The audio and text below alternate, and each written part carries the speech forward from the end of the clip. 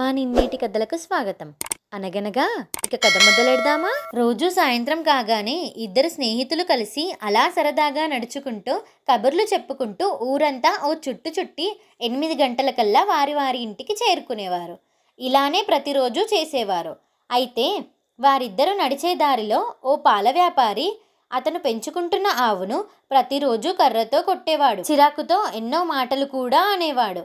ఒకరోజు వారిద్దరూ ఆగి, ఏమైంది సోదరా, మిమ్మల్ని ఎన్నో రోజులుగా గమనిస్తున్నాము. మీరు ఆవును కొడుతున్నారు, తిడుతున్నారు. అసలు ఏమైంది అని అడగగా ఆ పాల వ్యాపారి ఇలా సమాధానం ఇచ్చాడు. ఏం చెప్పమంటారు సారు, సమయానికి ఈ ఆవు పాలు ఇవ్వదు, అసలు నా మాటే వినదు. అందుకే ఇలా రోజు తగాదం పెట్టుకుంటున్నాను అని అన్నాడు. ఇది విని ఆ ఇద్దరు స్నేహితుల్లో ఓ స్నేహితుడు ఆ ఆవు దగ్గరకు వెళ్ళాడు. ప్రేమగా మాట్లాడాడు. దాని కంఠం క్రింది భాగాన్ని కాస్త నెమిరాడు.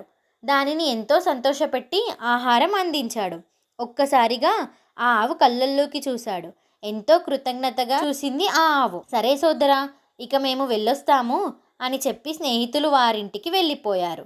మరుసటి రోజు నుంచి ఆలస్యం లేకుండా ఆ ఆవు పాలు ఇవ్వడం మొదలుపెట్టింది. ఎంతో చురుగ్గా తిరుగుతుంది. ఇదంతా చూసిన వ్యాపారి ఒక్కసారిగా ఆశ్చర్యపోయాడు. ఈరోజు ఎలా అయినా సరే ఆ ఇద్దరు సార్లతో మాట్లాడాలి అని అనుకున్నాడు.